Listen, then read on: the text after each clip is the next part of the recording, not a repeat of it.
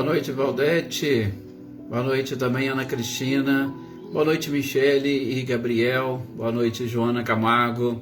Olá, Filomena, boa noite. Boa noite também, Silvano. Sejam todos muito bem-vindos.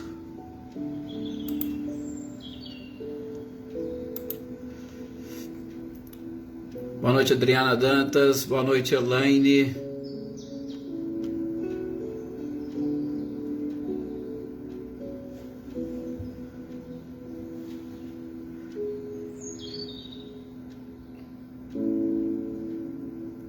Boa noite também, Mariângela. Seja bem-vinda.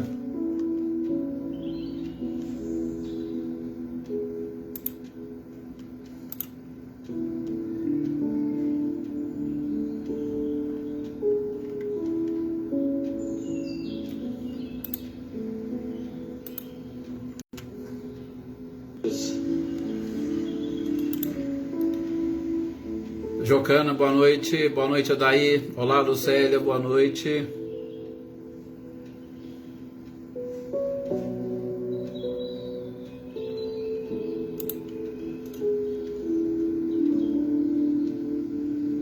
Boa noite.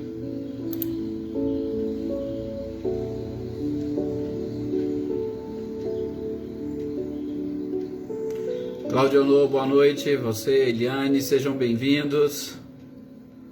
Sr. Antônio e Isabela, boa noite para vocês. Boa noite, Selma. Boa noite também, Mariinha.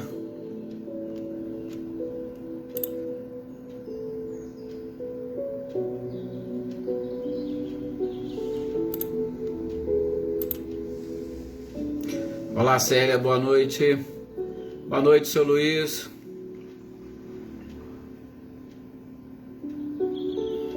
Com certeza, muita luz para todos nós, seu Luiz. Olá, Flávio, boa noite, seja bem-vindo.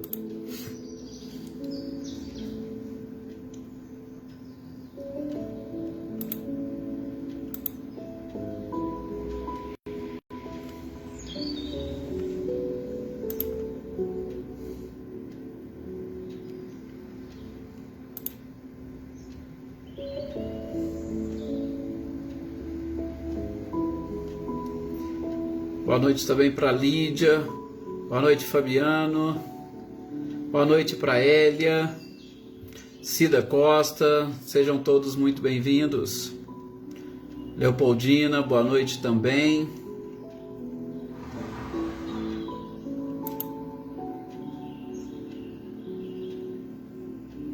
Olá, Ricardinho.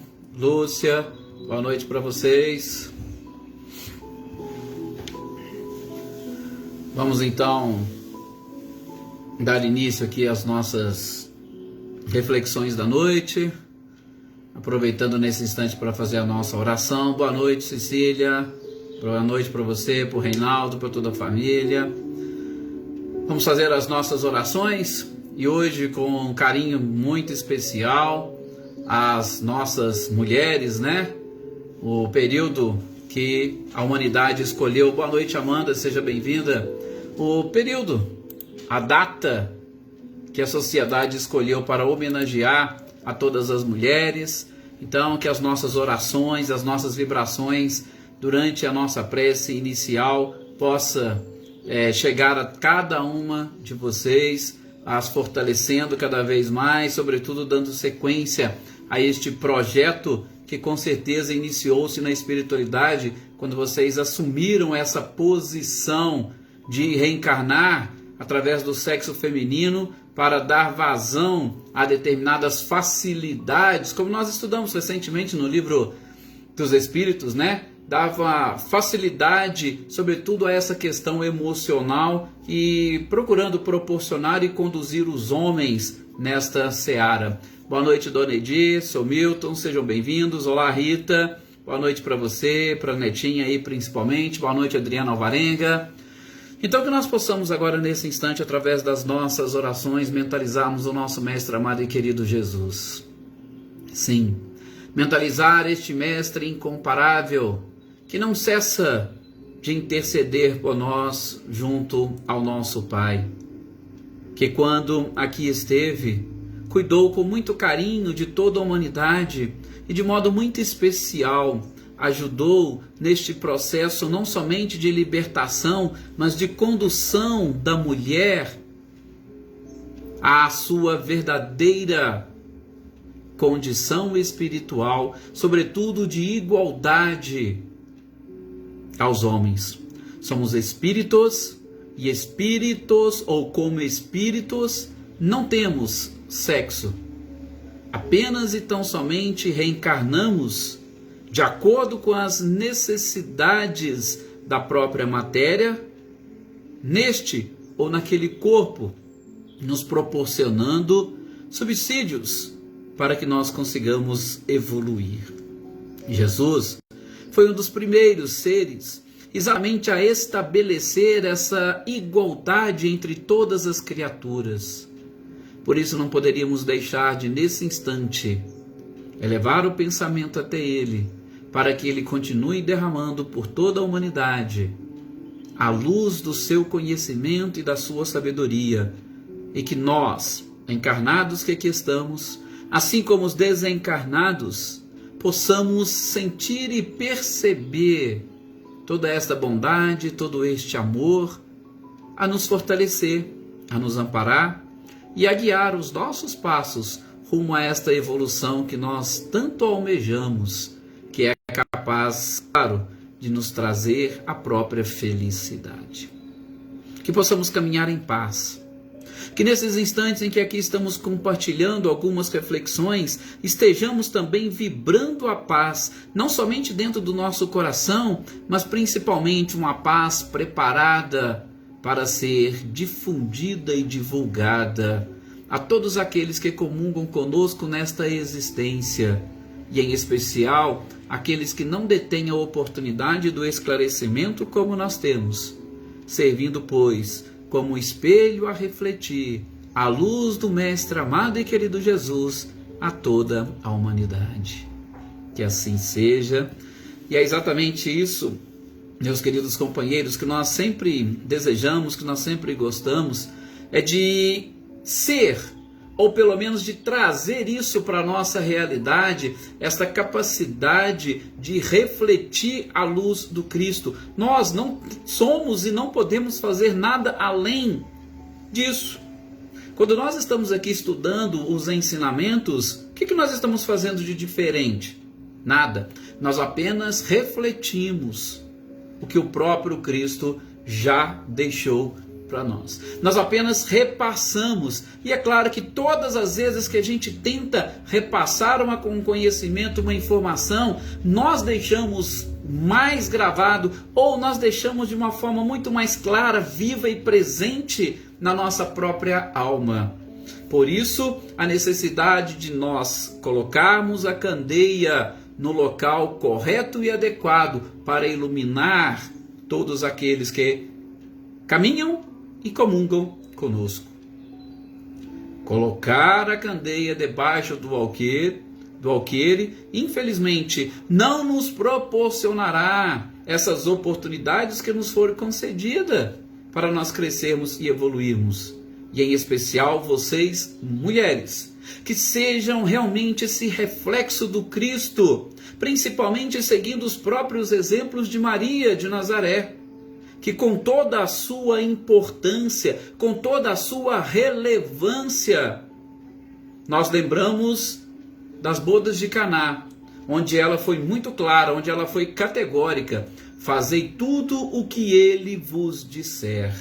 Que nós possamos seguir esses conselhos de Maria, fazendo tudo aquilo que Jesus nos disse. Isto se nós estivermos querendo realmente experimentarmos a paz, experimentarmos uma certa tranquilidade, que, como nós vamos ver, uma tranquilidade capaz, sobretudo, de permitir que nós consigamos enxergar as leis divinas, essas leis que regem a toda a sociedade, regem a humanidade como um todo.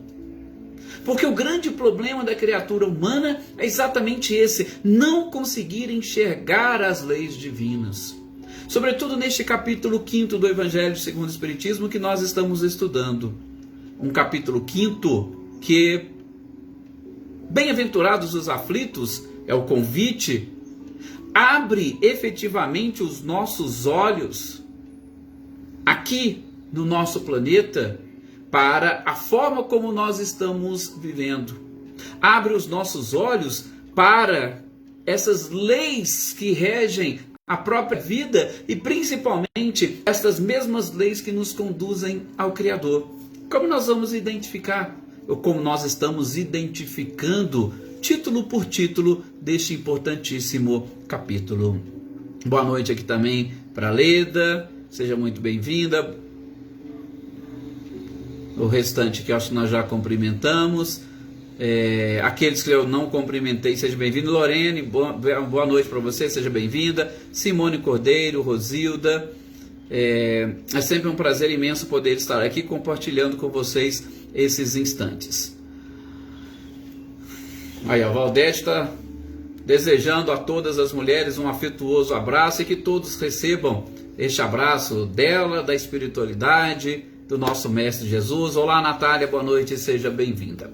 Então vamos lá. Hoje, na sequência dessa nossa leitura, do capítulo 5º, tá? Semana passada, qual foi o título mesmo que nós vimos? Nós vimos, ou nós falamos e discorremos um pouquinho sobre a felicidade que não seria deste mundo. E eu espero que tenha ficado muito claro para vocês as colocações do nosso cardeal Borloo, aquele arcebispo de Paris, que teve um pouco da sua experiência e que, trazendo-a para nós, a própria experiência de vida que ele teve, ele trouxe também a sua experiência com o Espírito e partindo da própria experiência ou da vivência material que ele teve.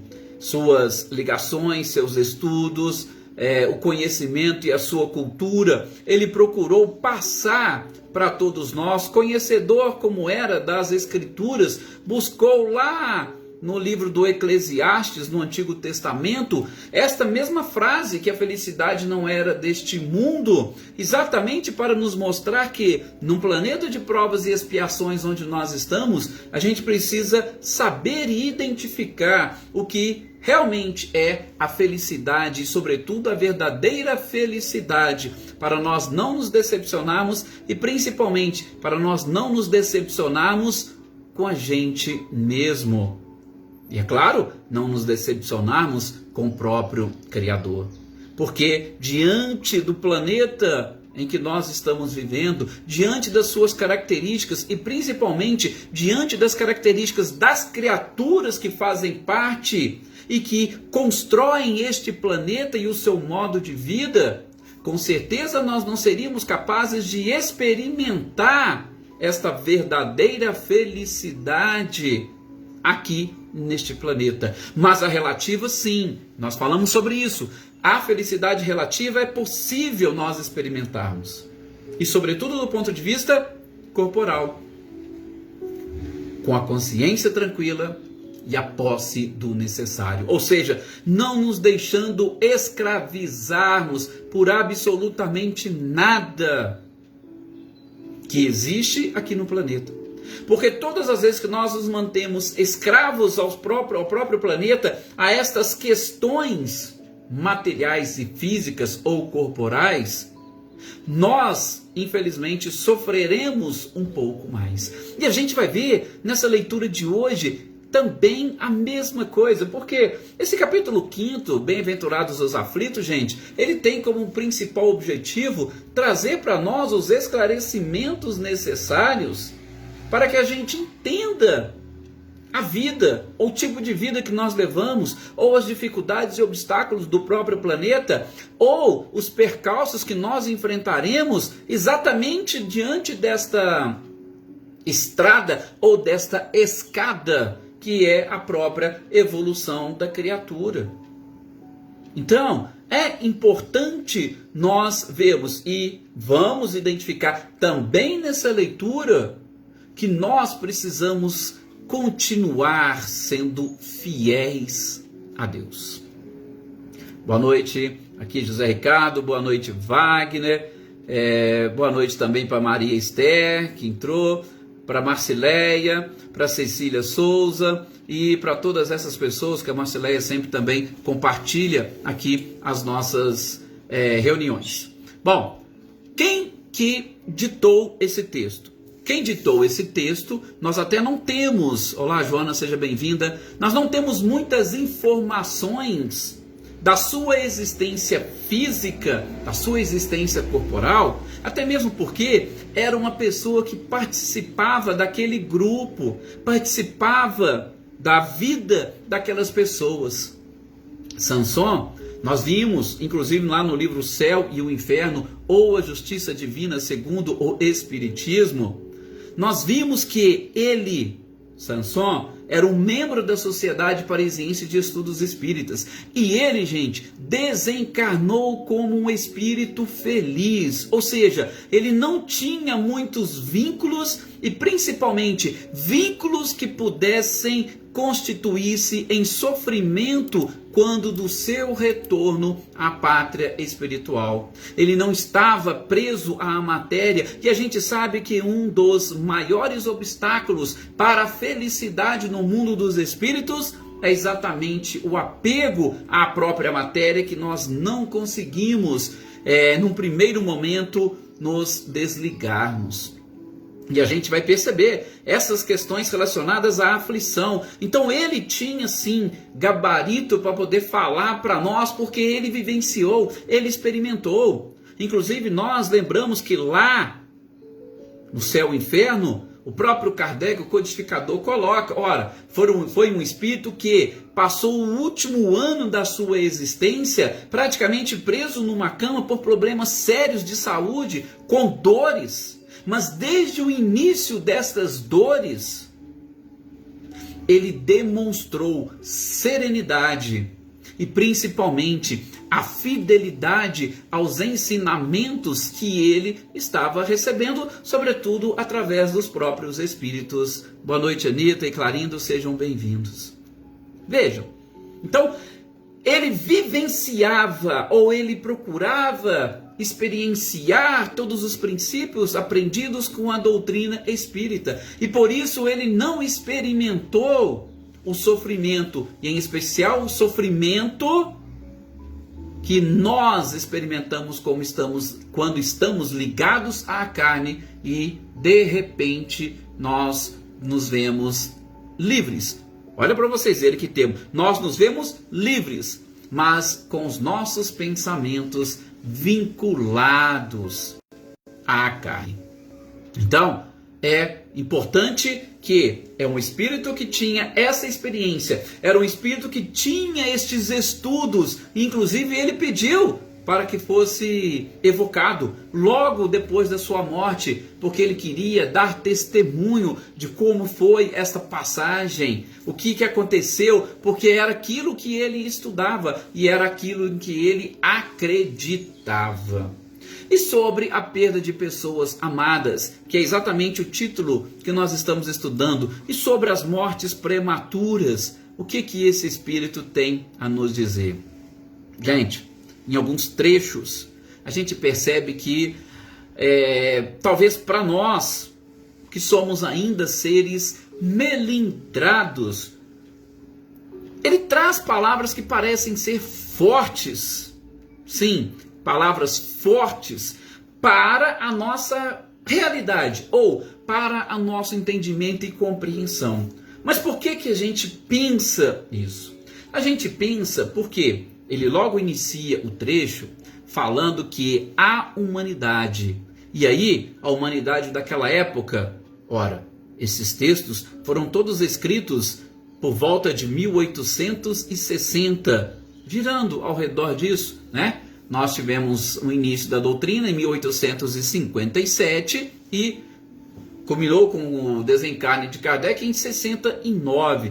Então, nós temos aí um período de cerca de 11, quase 12 anos em que estes textos foram ditados. boa parte dos textos do Evangelho por volta de 1862, 61, 62, tá? Então, esses textos, para aquela época que Sansão escreveu, parece assim, coisa antiga, coisa antiquada, mas que se casa perfeitamente com aquilo que nós identificamos hoje. Boa noite, Maria Aparecida Moraes. Ele começa falando que, naquela época, as pessoas reclamavam destas mortes prematuras ou da perda de pessoas queridas. E eu repito, assim como nós reclamamos hoje, principalmente quando um mais jovem é levado pela morte, é levado ao retorno à pátria espiritual diante de pessoas mais idosas. Nós, muitas das vezes, reclamamos por aquilo que nós achamos ser uma inversão da ordem natural das coisas. Por quê?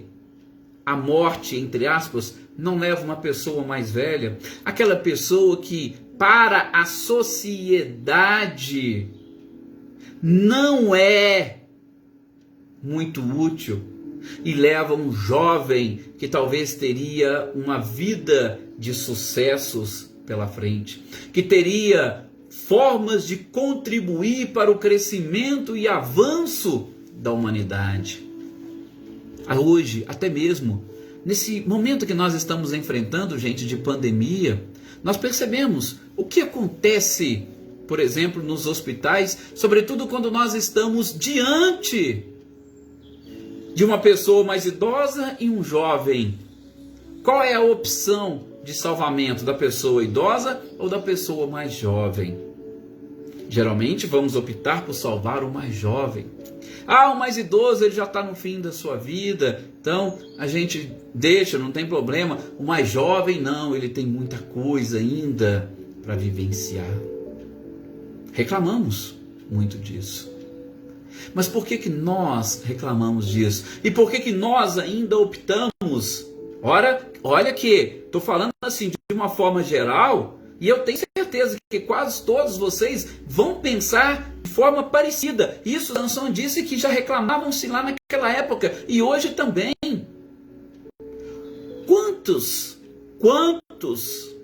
filhos não estão desencarnando, por exemplo, antes dos seus pais? Talvez aqui no nosso grupo tenhamos vários exemplos disso. E, de novo, reclamava e ainda reclamamos. Por quê? Porque, infelizmente, gente, nós avaliamos a justiça divina pelo ponto de vista da justiça humana. Nós gostaríamos que a justiça divina fosse do mesmo tamanho que o meu senso de justiça, o meu conceito de justiça. Boa noite, Elaine Lavê, seja bem-vinda. Este é o problema. Aliás, se nós formos fazer, se falasse para mim, Edson, resume todo este trecho, qual que seria a palavra que nós precisaríamos trabalhar mais? Para mim seria justiça. Nós avaliamos a nossa justiça porque a partir do momento, como diz a Valdete aqui, que nós blasfemamos ou que nós reclamamos, e isso Sansão vai falar também aqui para nós, a partir do momento que a gente parte para esse tipo de reclamação, é porque nós estamos descontentes com a justiça divina. Nós achamos que Deus ou as leis divinas estão falhando. Elas são falhas. Por quê? Porque como poderia um mais jovem ir antes de um mais velho? E a gente se esquece de que não cai uma folha de uma árvore sem que Deus permita. Sim, Elaine, a gente faz. Isso é natural. Quase todos, vejam a atualidade desse texto, quase todos nós ainda reclamamos. Nós ainda não conseguimos perceber Por quê? Porque o nosso senso de justiça, ele é diferente do senso de justiça do Criador. E nós queremos impor a nossa justiça, por isso que nós sofremos. Nós queremos bater de frente com a justiça divina, ao invés de queremos entender Deus, nós gostaríamos que Deus nos entendesse. Ora, peraí, como é que o Senhor pode fazer isso comigo? Olha para vocês verem como é que a questão é realmente interessante, e é isso que ele coloca. Então, assim, num primeiro momento a gente fica até chocado, mas, poxa, eu não posso sentir a perda de um... Não, pode sim. Aliás, poderia dizer que até deve, porque se você sente a falta, entre aspas, de alguém, se você sente a separação, é porque você nutria algum tipo de sentimentos por essa pessoa. Agora, a questão é a forma como nós fazemos isso. Então, de novo, a análise da justiça e das leis divinas é exatamente o que nos atrapalha a compreensão desse termo, dessas mortes prematuras ou da perda de pessoas amadas. Nos esquecemos, meus queridos companheiros, que por trás de um corpo existe um espírito.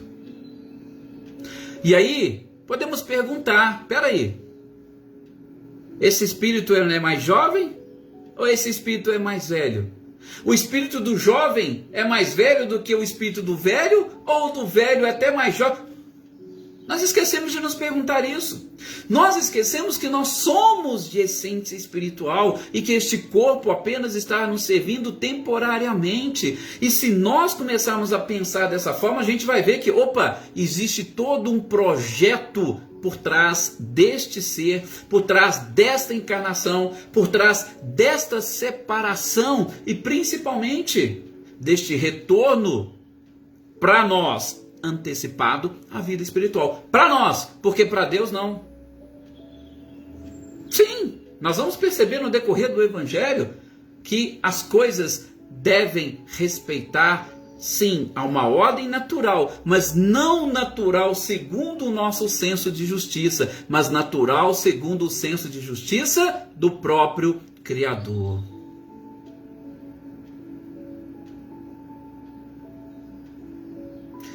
O São Luís ainda coloca aqui, 62 anos de vida matrimonial.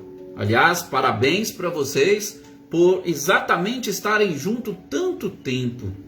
Mas, São Luís, não se preocupe, a gente vai, inclusive, continuar falando aqui. Veja a forma como ele vai trazer, que seria uma das formas ideais para nós entendermos e captarmos tudo isso, né?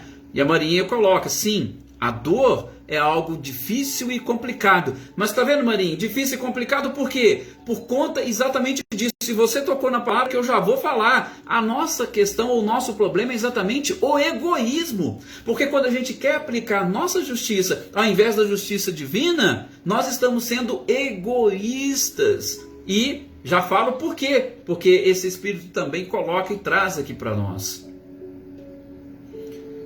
Cláudio Honor também coloca aqui sua participação. Será que nós não causaríamos? Nós vamos ver, inclusive, isso também, Cláudio Honor. Por quê? Porque há coisas por trás dessa separação.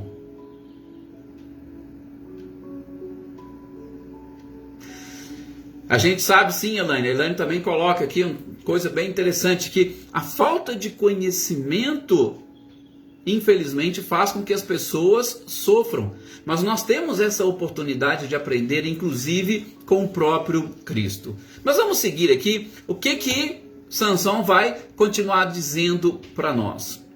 Gente, então, primeiro aspecto, a questão da justiça, tá? Então, se nós sofremos, por quê? Porque a gente tem dois parâmetros de justiça. Quando a gente não concorda com um, a gente quer a aplicação do outro, e este um, que é a justiça divina, nós não concordamos que ela e queremos aplicar a nossa, aí o sofrimento vem. Por quê? Deus é injusto, Deus é ruim, Deus está permitindo que uma pessoa sofra, que uma mãe sofra, que um pai sofra com a perda do filho. sendo que a ordem natural das coisas é que os mais velhos vão antes dos mais jovens. Não. Primeiro, então, a questão da justiça. Segundo ponto, aquilo que nós não podemos esquecer, que nós somos espíritos e espíritos imortais. Nós apenas estamos encerrados dentro de um corpo, e dentro de um corpo que veio com uma programação. Segundo ponto, e essa programação nós desconhecemos. Terceiro ponto, como diz a Marinha, é a questão do egoísmo. Por quê? Porque quando eu quero que as coisas girem ao meu redor, eu estou exatamente desenvolvendo ou fortalecendo ou enrijecendo o egoísmo.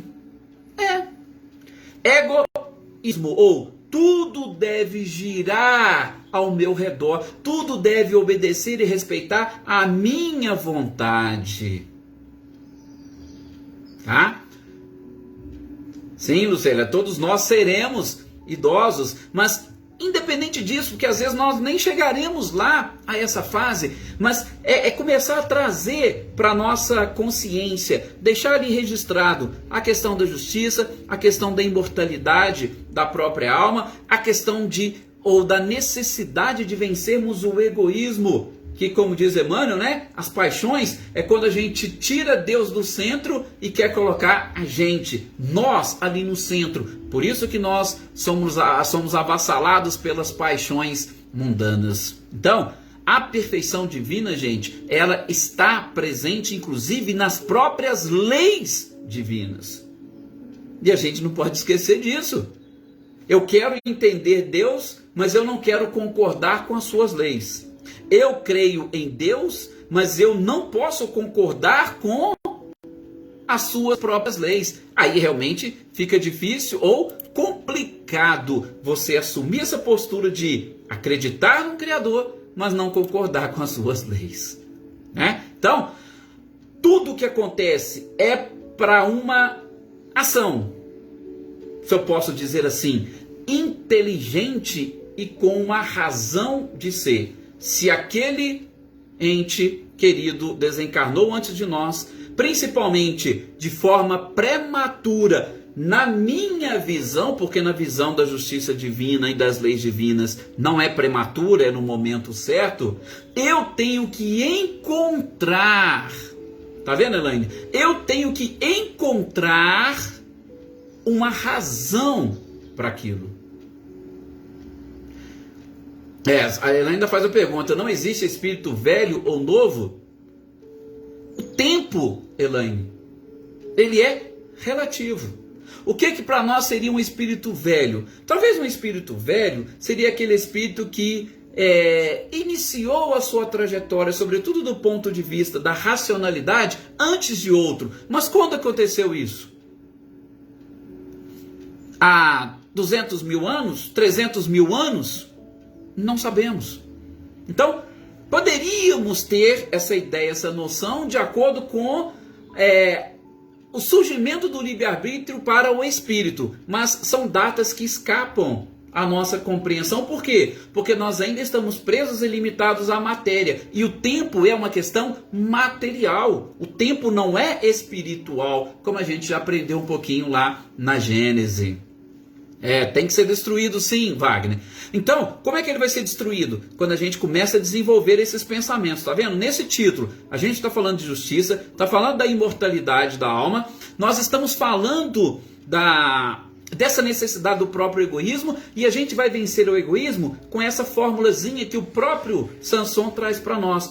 Peraí, se isso aconteceu, se eu falo que Deus é a inteligência suprema, eu tenho que analisar essa morte prematura ou a perda das pessoas amadas sob o prisma da inteligência e da própria razão. Então eu vou raciocinar o que poderia ter levado a essa morte prematura. Aí ele cita alguns exemplos só para a gente entender. Ele fala, olha, o que vocês prefeririam? Uma morte de um jovem de 20 anos de idade, ou que esse jovem de 20 anos vivesse até os 40, mas os atos que ele praticou, ou que ele praticasse dos 20 ao 40, trouxesse, por exemplo, vergonha, sobretudo para as suas famílias. Ou trouxesse vergonha e constrangimento para a família dos outros. Por exemplo, tá? Eu vou, como se diz, exemplificar o exemplo de Sansão. Você prefere que um jovem desencarne com 20 anos, ou que ele desencarne, por exemplo, com 40, 50, e depois dos 20, ele começa, por exemplo, a fazer o uso de bebidas alcoólicas, dirigir embriagado, atropelar e ser causa, como diz Jesus, o escândalo virá, mas ai daquele por quem o escândalo vier. Ou ele ser motivo de escândalo e, sobretudo, levando pessoas a desgraças. O que seria melhor? O que seria, vamos assim dizer, menos doloroso para uma mãe? Então eu preciso entender, opa, será que essa encarnação realmente não foi o suficiente para ele? Morte prematura, eu estou falando de um extremo, a pessoa que começa ou pode praticar crimes e ser motivo de escândalo. Agora é o seguinte, nós nesse mundo, esse mundo nosso, não é um mundo de dor e sofrimento? O que vocês acham? O nosso mundo é de provas e expiações. Agora, falem para mim, Sansão que está falando, tá? Eu só estou reproduzindo. O que seria melhor? Ou o que representaria mais para vocês um amor? Você retirar aquele espírito daquela região e daquela zona de sofrimento e dor? Ou você deixar ele aqui para poder sofrer junto contigo? E isso não representa um egoísmo? Às vezes Deus fala, opa, não, ele precisaria de 20 anos. Não, ele precisaria de 10 anos. E esses 10 anos é suficiente. Então vamos retirar. Ele não precisa passar pelo sofrimento que os espíritos passam lá na Terra. E sobre isso, a gente vai ver um exemplo lá no livro Céu e Inferno, agora que nós estamos estudando os espíritas suicidas, a gente vai ver o exemplo de uma mãe. E como que aconteceu todo este processo. E sobretudo quanto foi sofrido ela não ter aceitado a morte do seu adolescente, de um jovem. Tá? Então, é um outro exemplo que ele traz. Você prefere o quê? Opa, ele não precisa sofrer, então deixa ele ir. Amor, renúncia. E não ser egoísta. Não, você tem que ficar aqui comigo, você tem que ficar preso a mim. Se eu vou sofrer, você tem que sofrer comigo. Veja, a falta de raciocínio, de inteligência e razão da nossa parte. E outra coisa, gente, que nós não podemos esquecer, não existe fatalidade. Se naquele momento há necessidade desse desencarne, muitas das vezes é uma quitação de uma dívida que aquele espírito tem com a própria natureza. Se ele está quitando uma dívida, como é que eu posso ficar triste e sofrer porque ele está pagando a sua dívida? Não seria egoísmo da minha parte falar, não, você não vai pagar a sua dívida, não? Veja, quantas coisas nós poderíamos pensar e extrair exatamente dessas mortes prematuras. E de pessoas amadas, que infelizmente nós não conseguimos enxergar. Por quê? Porque nós mantemos e queremos buscar como parâmetro de justiça o nosso conceito e não o da própria espiritualidade.